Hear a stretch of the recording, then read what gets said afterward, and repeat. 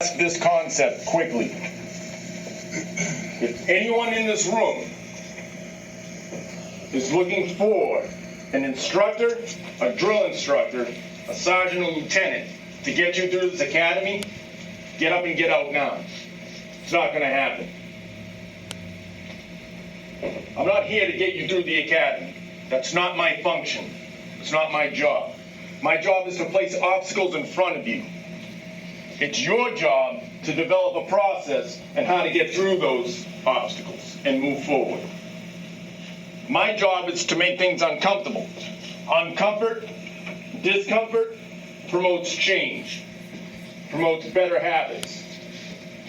From there, it's up to you whether you develop the self-discipline to sustain those habits moving forward. Make sense? Yes, sir. If you're looking from the outside, for outside factors to get you through this academy, do not come back on the 8th. Is that clear? Yes, sir.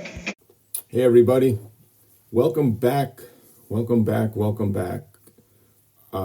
Talk with Dave Thompson is back. It's been quite a long time in the making.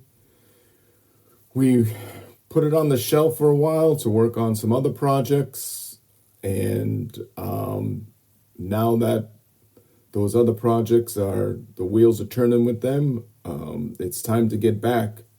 It's time to get back to the weekly podcast. And tonight, I believe we have a pretty insightful subject. And this one is from my perspective. Okay, it's some leadership lessons from my time in law enforcement. I've recently retired from 20 years in corrections, and tonight I thought it would be a great time to sit down after some weeks of reflecting, outlining, and really trying to break down as objectively as I possibly could the lessons I've learned in that industry. So for those of you who don't know, I know I've hit on my industry in past podcasts and things like that. I was a jail officer, deputy for 20 years. In no way at all should this be anything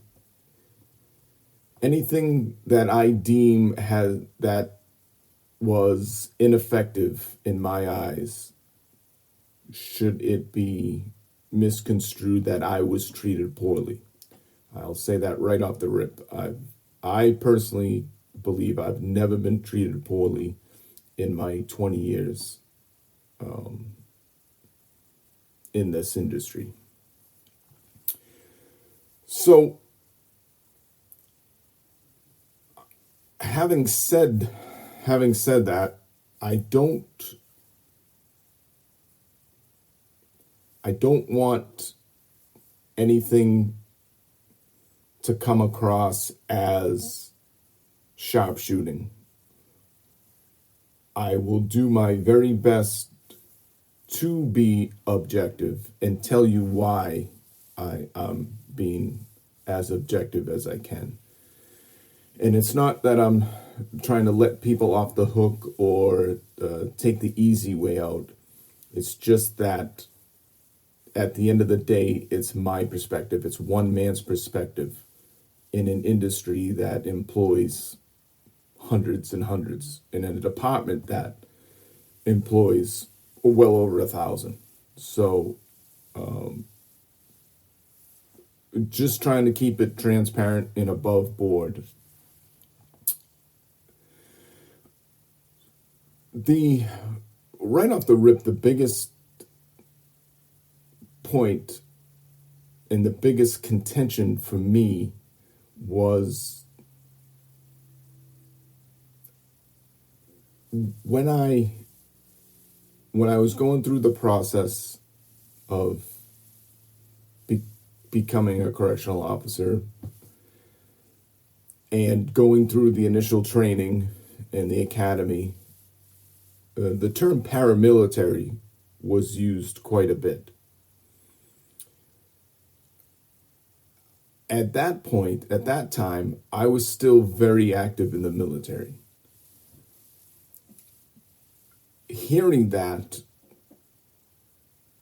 definitely piqued my interest. Reconciling that and kind of trying to understand somebody who is projecting paramilitary, who's never been in the military, that in itself, in my beginning years, was a challenge. That was definitely a challenge. It didn't help that I was stubborn, egotistical, narrow-minded, didn't have much patience. And the shame of that is I was at an age where I should have known better, but I didn't. So that in itself was a hurdle, a big hurdle.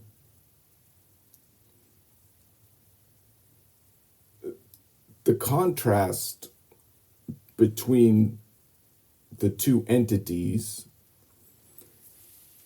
is not as big as people may think. Both have a structure.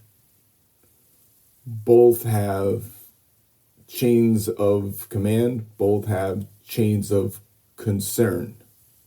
The people in corrections who are still in corrections might not fully grasp or appreciate that there really is a chain of concern.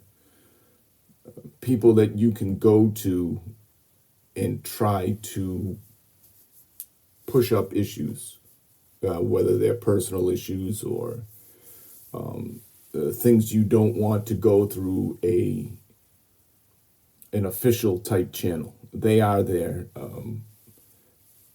In my experience, they're very useful, and they probably should be used more than they are.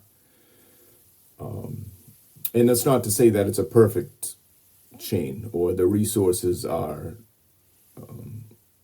as plentiful or as legitimate as they should be, but they are there. And they're definitely there in the military too. They're both a bureaucratic organization, right? There's a bureaucracy in both of them. I would say the biggest difference is in the military, at least for my job and what I did, you were pretty well insulated from the nonsense. When you got to levels of leadership that were just above your company level and they were solid, you were well insulated from that, giving you, some autonomy, giving you some left and right limits and some opportunity to do your job and be mission effective. That is not the case in corrections. And that is something else that was difficult for me in the beginning, right? In the beginning. There is a lot of oversight, a lot of managing, supervision in corrections. And if we really break down government work versus civilian work,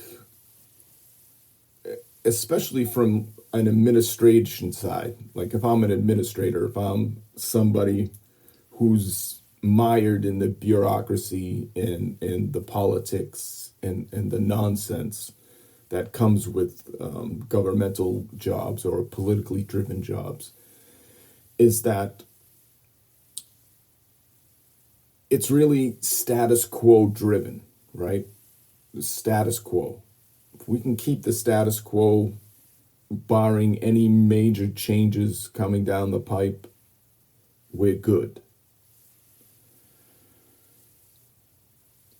That's not the same in the military, right? Like we're taught, we're expected to be reflexive thinkers, critical thinkers, to understand the fundamentals at the highest level possible, be kind of masters of the basics, and then be innovative when those basic resources and fundamentals just aren't working for a particular situation.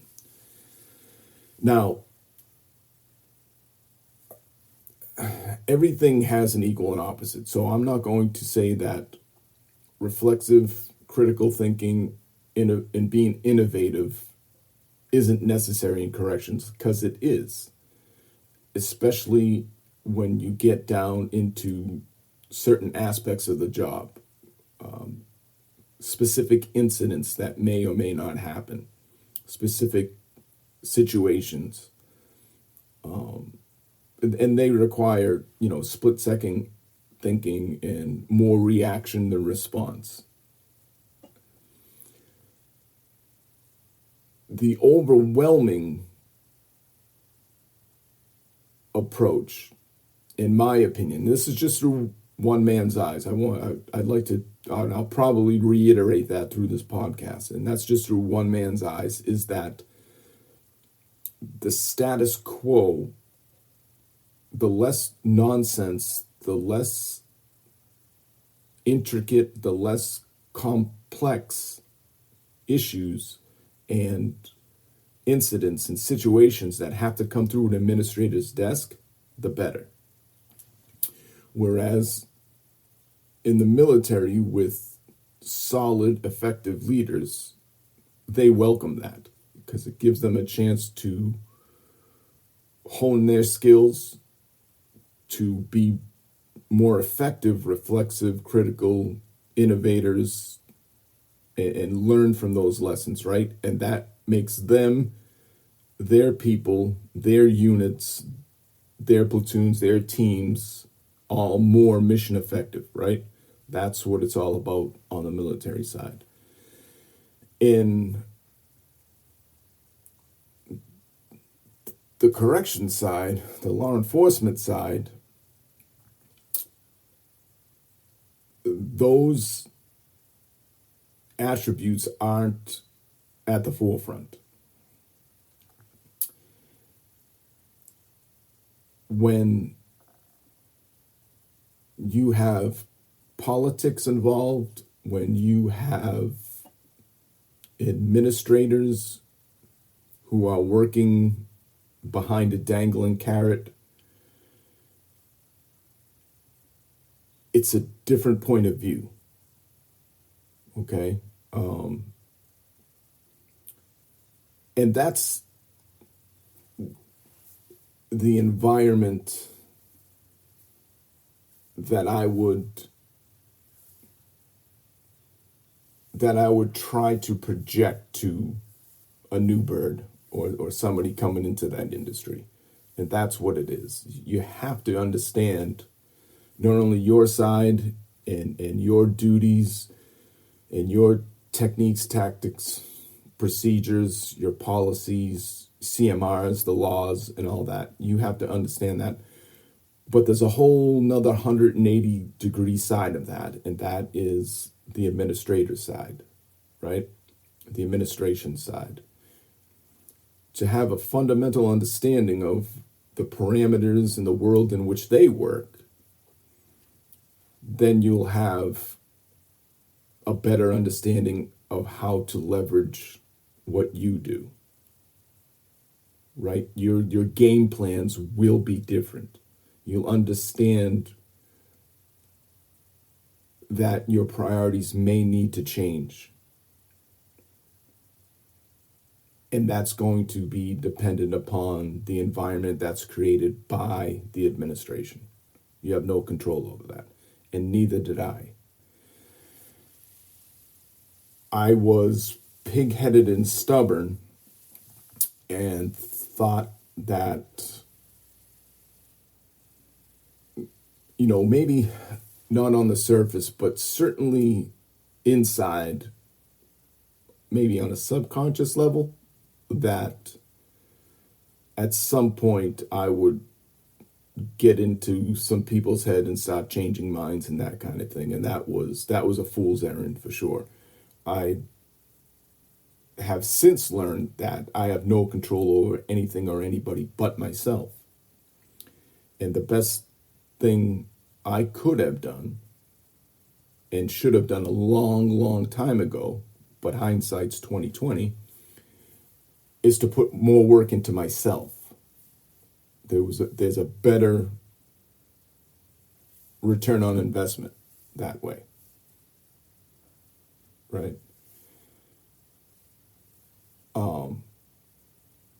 So there are some certainly some differences in the world I was coming from and still involved in, and then the world that I was going into and also working within at the same time, right? So in the beginning, I paid my dues, as I believe everybody should. It was at that time, in that environment that particular administration had developed, there still was a measure, a level of merit-based ascension. Pay your dues, and you'll start seeing different things, have different opportunities and things like that. And for the most part, that was true for me. We tend to, as we gain seniority and as we move up and hold different positions, we tend to be a little resentful for the people with not as much time as us seemingly getting moved up or put on the fast track. And I was no different, right? I was no different. I now see it as though, geez, I was the guy who was sitting in those lower positions thinking that I should get a shot at the higher positions. Like, everyone should have an equal and fair shot at them. And now when some of the younger guys, the tide started to turn and they didn't put in as much in the way of dues and sweat equity, if you will, into moving up, I'm thinking to myself now, well, wasn't I asking for that while I was paying my dues? And now that it's here, I don't like that either. So I don't think I can have my cake and eat it too. One quick note on that, though. I think that I had more effective mentors and senior guys that were willing to take me under their wing during certain assignments. Not all were effective, not all were, willing. And for the most part, though, as I moved up and got into different assignments and different gigs, as you will, I had some good people that certainly did not want to see me fail. So that, I don't know if that's the case now. I just don't think there's that dynamic. I don't think the environment's been created to have a lot of good coaching mentors, go-to people. Not to say that there's none. I would venture to say that the numbers are a lot less, and I think that's overall that unfortunately that makes that industry a lot more mission ineffective than the potential that it has, for sure. As far as my personal path, again, I feel, and some may disagree, and that's fine, that I paid my dues. I was given some opportunities, and I accepted them. I don't think I was treated poorly. I think I was given the opportunities. As far as, ascending in rank and that kind of thing,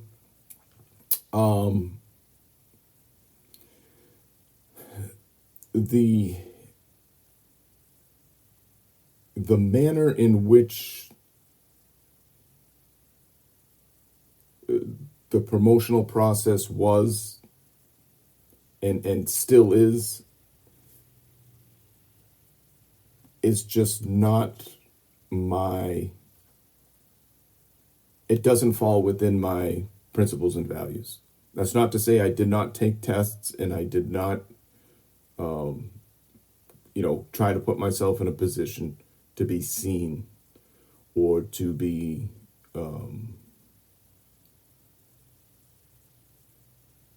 put myself in a position to be selected.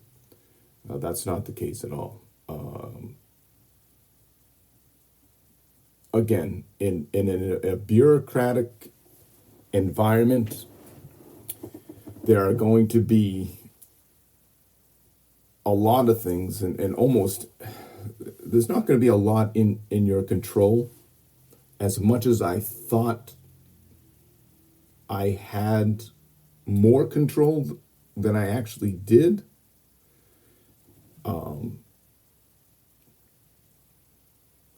I lost out on quite a bit of time working on myself versus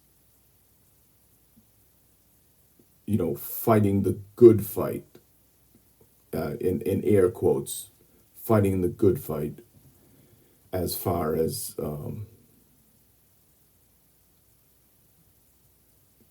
thinking I could make any type of change.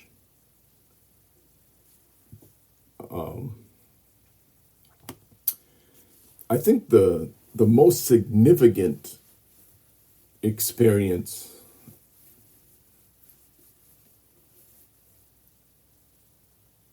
was after a deployment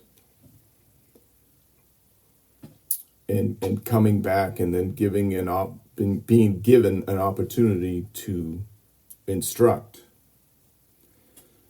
That was probably, I would say, the single most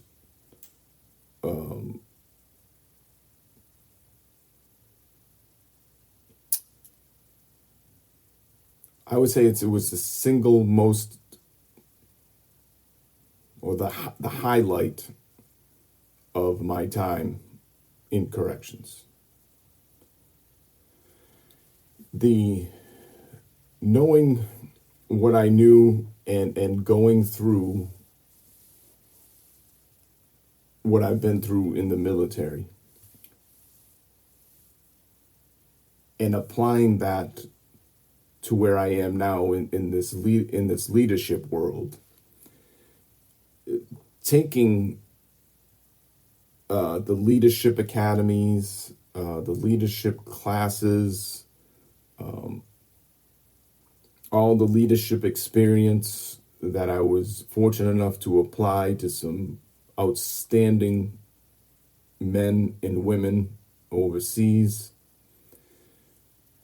So we kind of go from taking a lot of knowledge and then having the pleasure of applying that knowledge through real world experience, and then honing that skill set even more, coming back home, and then given the opportunity to instruct. So you go from leading men and women in combat to coming back home to the bottom rung of the ladder, and then given the opportunity to stand in front of classrooms with people in your peers, most of which are your senior, and then new officer candidates, and you're in an assumed role of leadership. And that gave me 6 years of incredible opportunities to hone the leadership skills. Not to say that I didn't make mistakes. That's all part of it. That's 100% mistakes were made. 100% mistakes were made.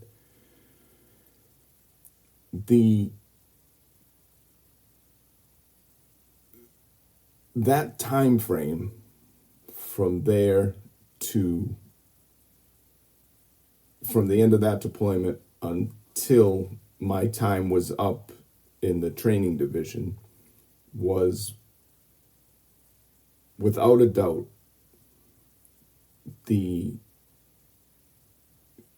most beneficial time for me as a person. What that did,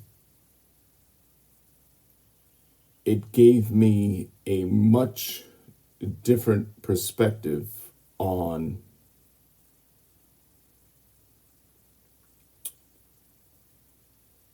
human nature. It gave me a much more in-depth look at people trying to improve their station in life. It gave me it made me much more appreciative of good people that I was working with. The value of people with like-minded values and principles, work ethic, and all the intangibles that you could never make a algorithm or matrix or metrics to measure. We can try to put somebody through a vetting system and try to gauge from there as far as intangibles. Those qualities that are overlooked these days is one lesson that I will, going forward, try to overemphasize, because I fully believe, and I've seen that pendulum swing to where it's incredibly detrimental and ineffective for an organization. I didn't see that as much in the military because we were fortunate enough to be a smaller community that could filter out the undesirables or the ineffective. They had a way of, seeing themselves out the door. It wasn't like that at all in corrections, and that's what you were kind of stuck with. You had no no type of influence at all as far as picking your coworkers.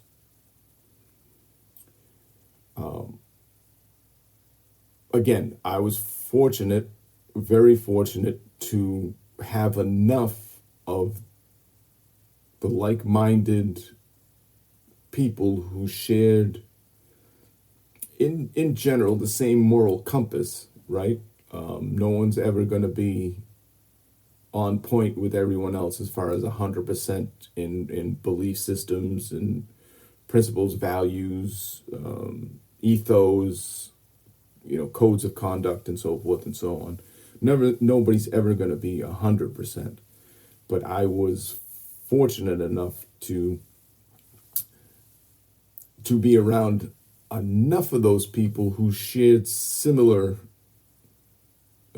traits, similar mindsets, similar approaches, that my circle within corrections, as small as it was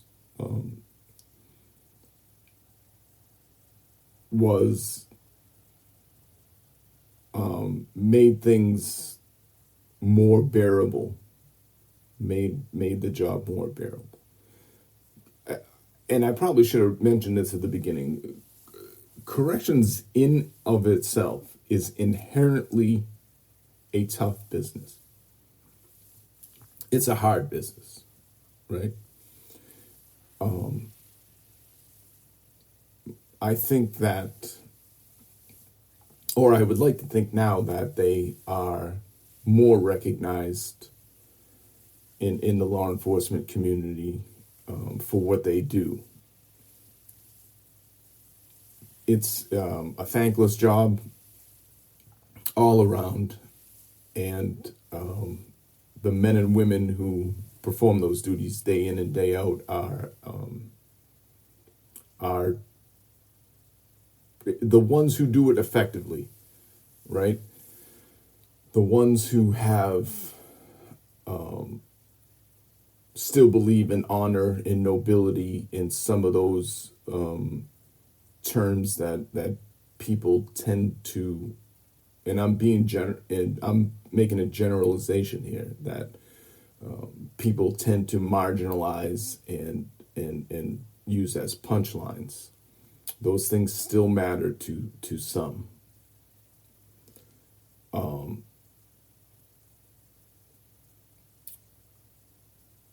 Again, from through my eyes, from my perspective, the things that got me through,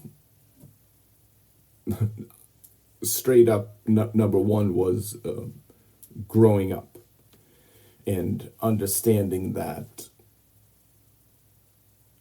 the real work is with me. If I want to be somebody of influence, if I want to be somebody who's considered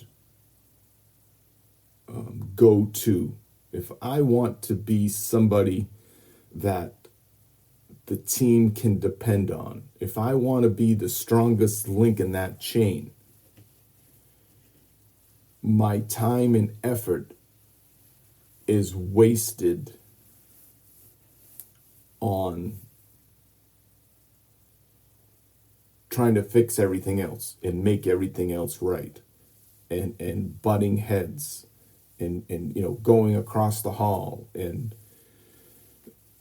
that is, again, it's a fool's errand. I tend to use that a lot. Not that if there's a wrong or something that is ineffective, or God forbid puts somebody in an unsafe situation, right? If it jeopardizes the safety and security of a human being, then of course I'm going to bring it up, or I'm going to make a point of it.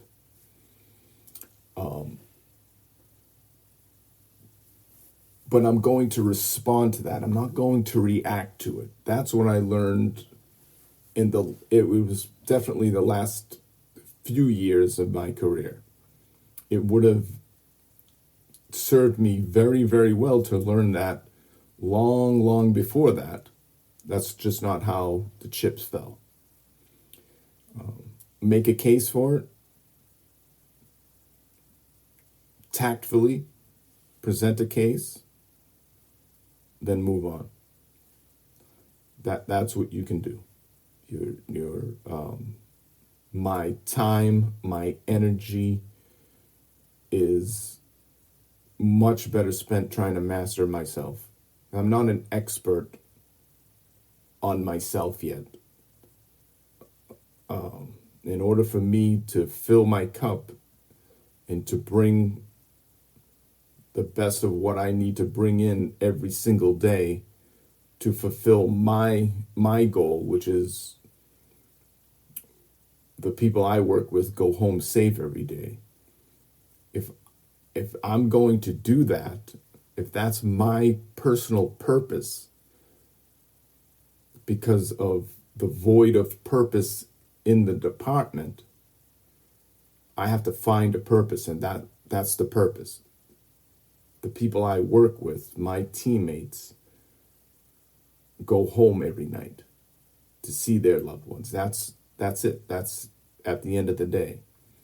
I'm not able to do that if I'm picking fights with every situation, everything that I feel that has wronged me, making it personal. It's all business. Not to say that it's, effective business, or not to say that it's not shady or, bureaucratic, political,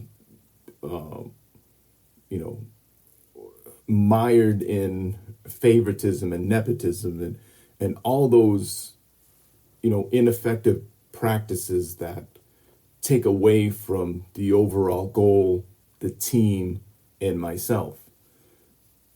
It certainly is mired in it. I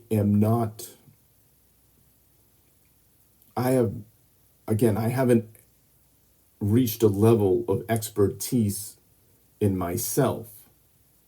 I have no business trying to fix anything else if I'm not where I need to be. That's the way I see it. In my more, I guess, mature or more open-minded, humility and grace and perspective, those things are now the priorities for me.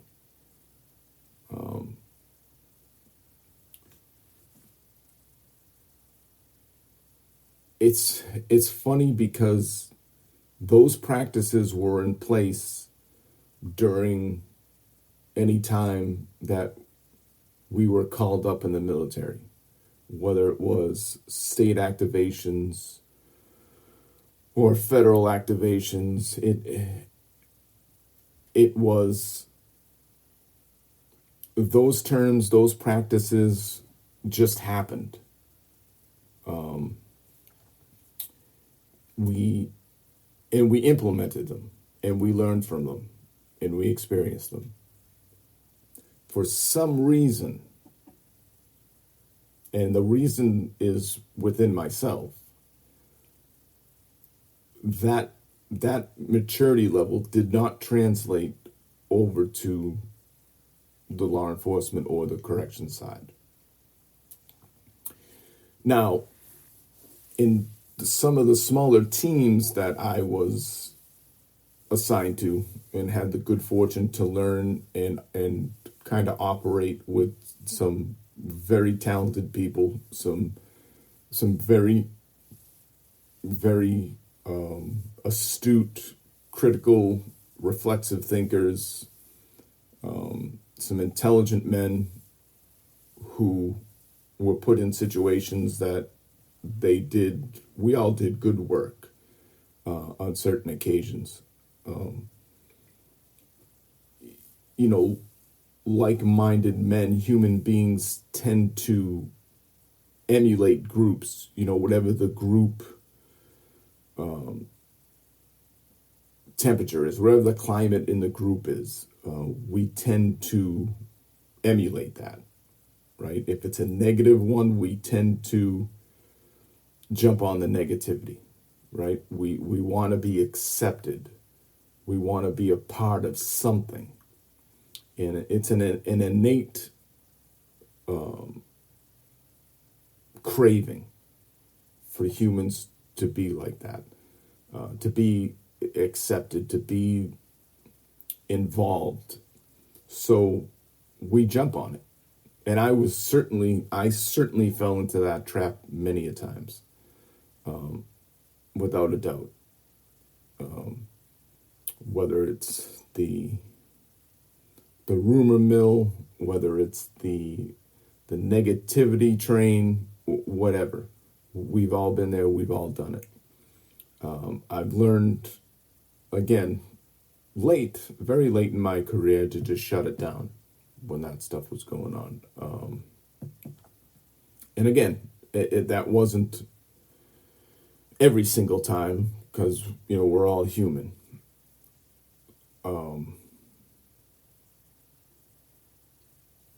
But now that I'm done, the lessons for me, the ones that I would prioritize is whatever your personal principles, your values, your morals, whatever your, again, personal ethos is what has to drive you. And they have to be non-negotiable to yourself. They have to be, for me. Again, for me, they have to be.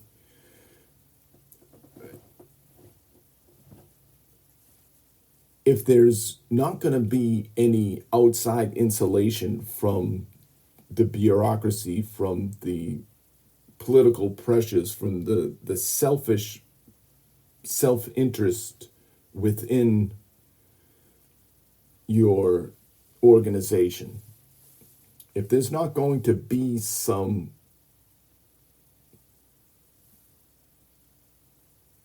buffer zone that's created for you, and the chances of that happening are next to nothing.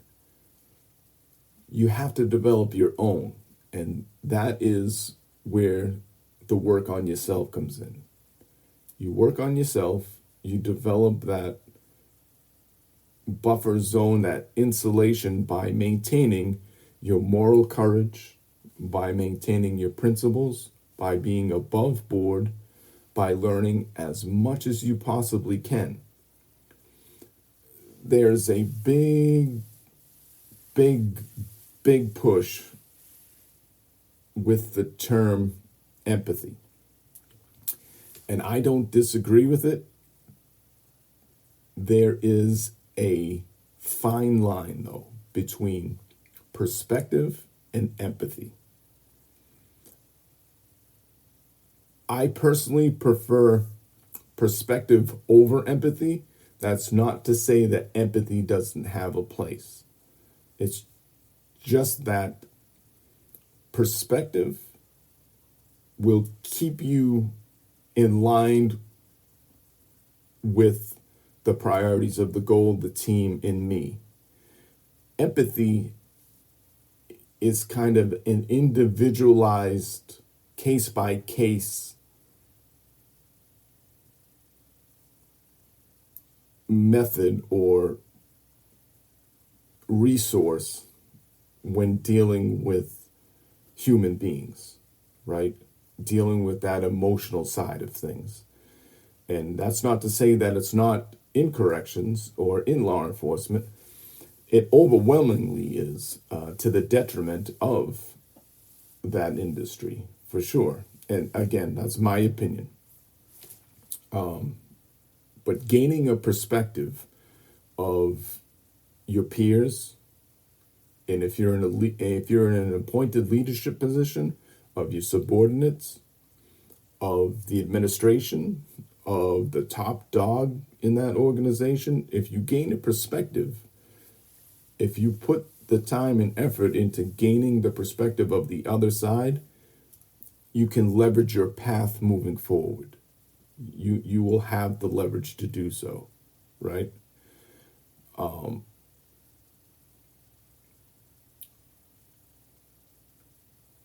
When you do so, your example will be what's needed. And just by a transparent, humble, disciplined, being that person, right, with your moral compass in the right direction, you will be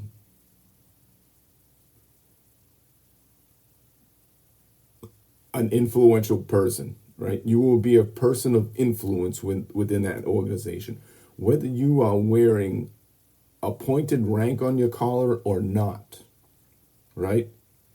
And then, one person at a time, if you have any influence whatsoever, you definitely can foster a culture of accountability, teamwork, esprit de corps. That can happen, right? It's listen, it is a huge nut to crack, right? And some people would say it's impossible, and that's fine.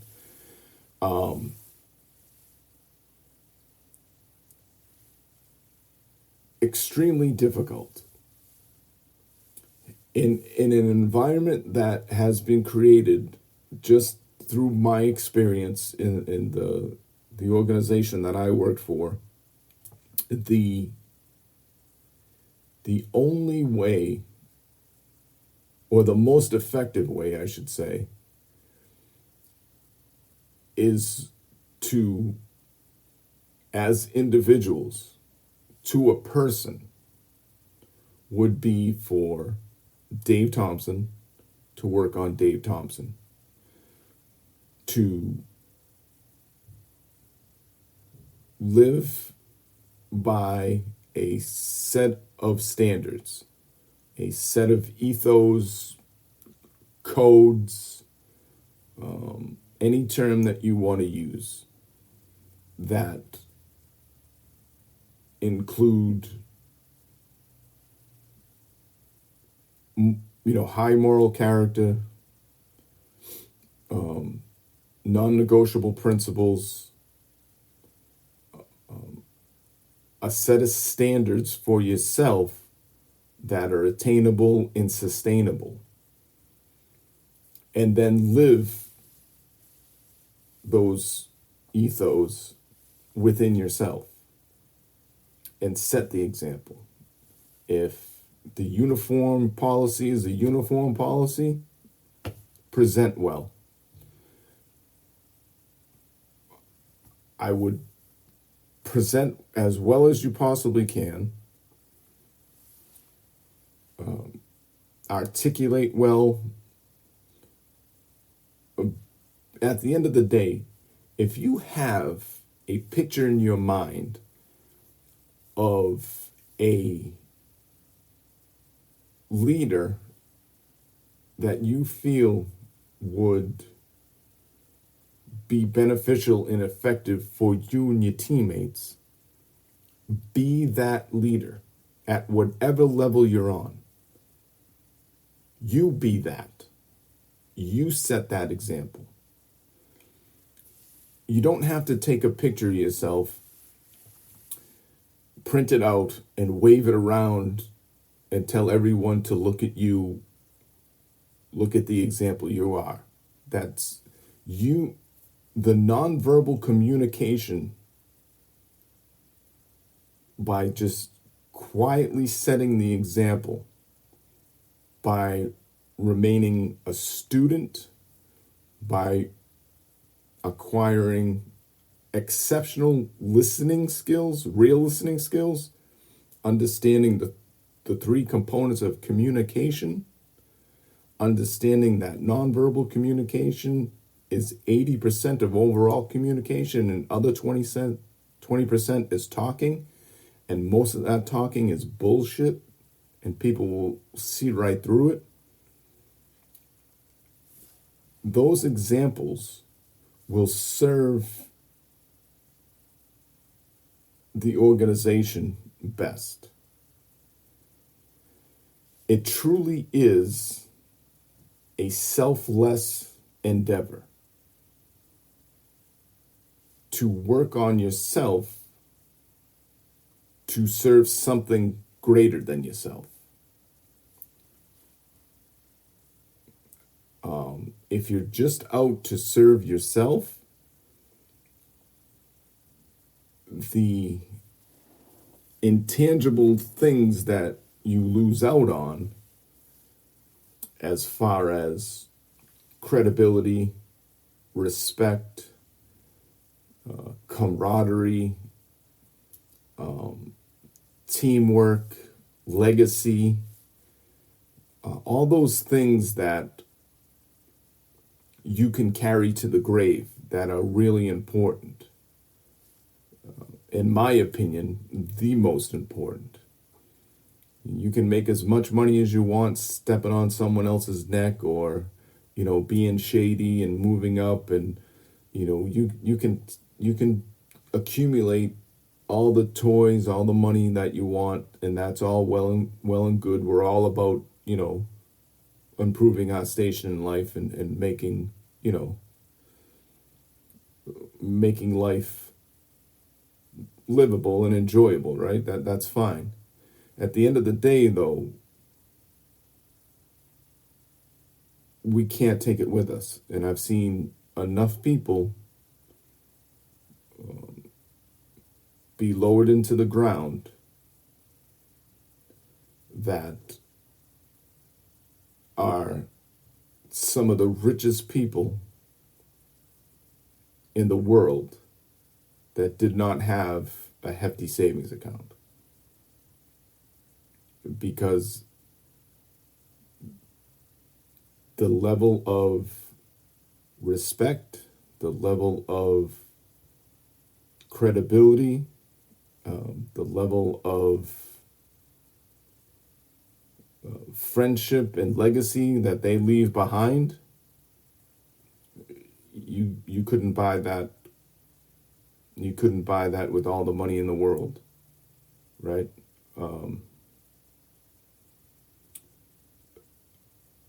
Those things, to me, are the most important.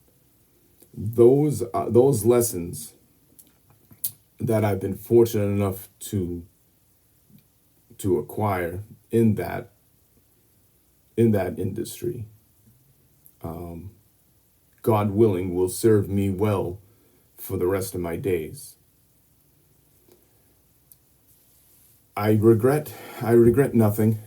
I'm very grateful for some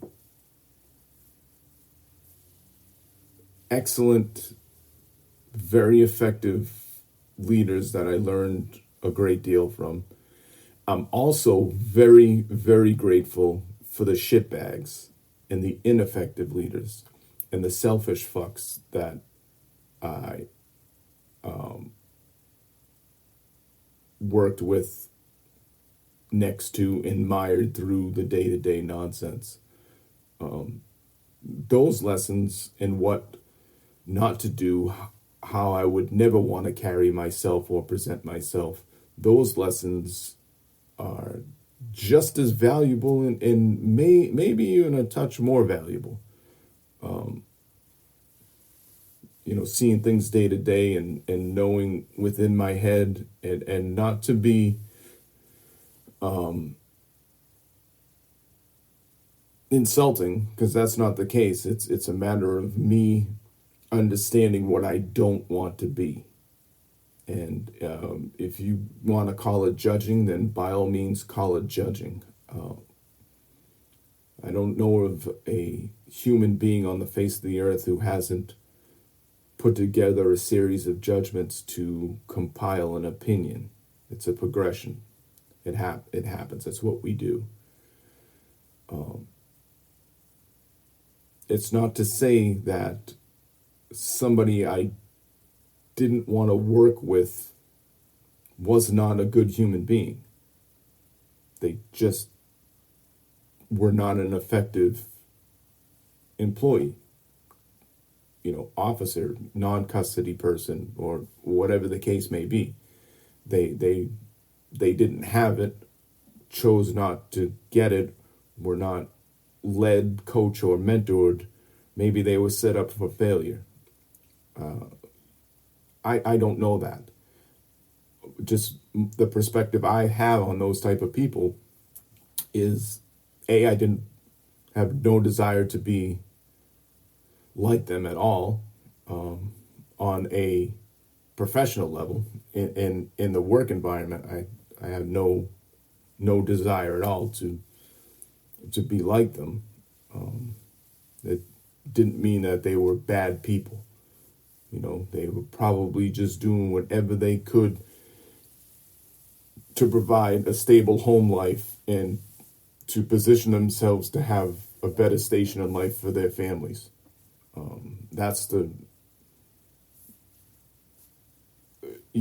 perspective I tried to gain, rather than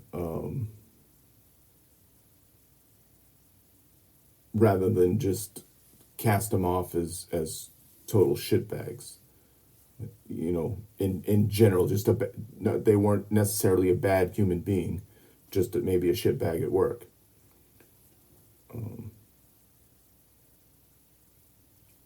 So to wrap this up,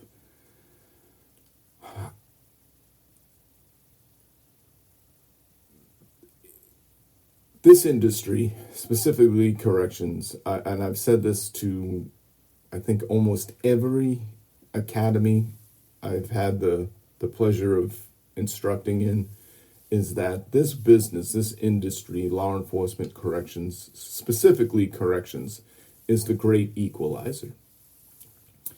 If you think you're smarter than somebody, if you think you're the smartest, there's somebody smarter. If you think you're the toughest, there's somebody tougher. If you think you're the wittiest, the most articulated,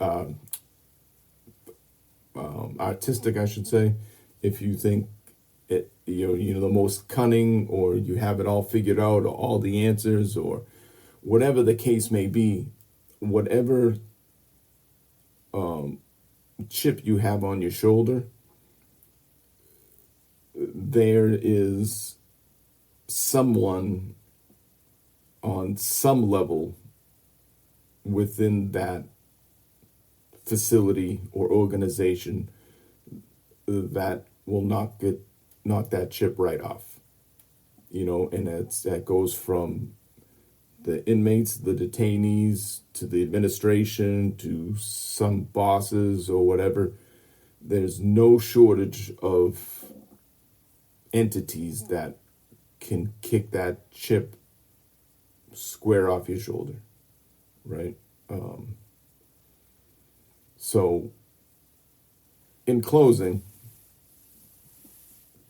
if you're still in that industry, and these lessons are life lessons, you can apply them anywhere. Maintaining the 3 priorities of leadership are, at all cost, the overall goal. Find out what it is, have it communicated simply and effectively to you. Take care of the team and take care of yourself, right? Humility, self-discipline, and self-control, control of self, are, in my opinion, the most effective approaches to doing well within corrections. The caveat is this: it may not get you promoted, It may not get you to where you want to be. But if you can reconcile that you've done the job with nobility and honor, there's nobody could ever take that away from you. So anyone who is still working in corrections, I commend you. I wish you well. Understand that I put it this way, I don't believe in luck. I believe that good fortune favors the hardworking. Keep working hard. Keep working on yourself. Not every situation you can respond to.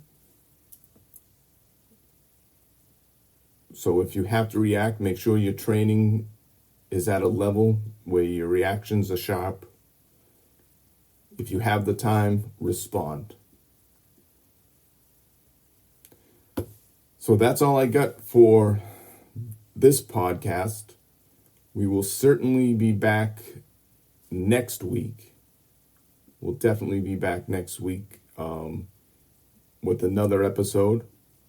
I appreciate everyone listening. If you get a chance, head over to the social media, IG, on the gram. Check out the link tree. We have stood up Bare Bones Leadership Training Group. You can check out that website. It's on the link tree through IG. Check out the YouTube channel, the podcast, and the video will be going up on the YouTube channel.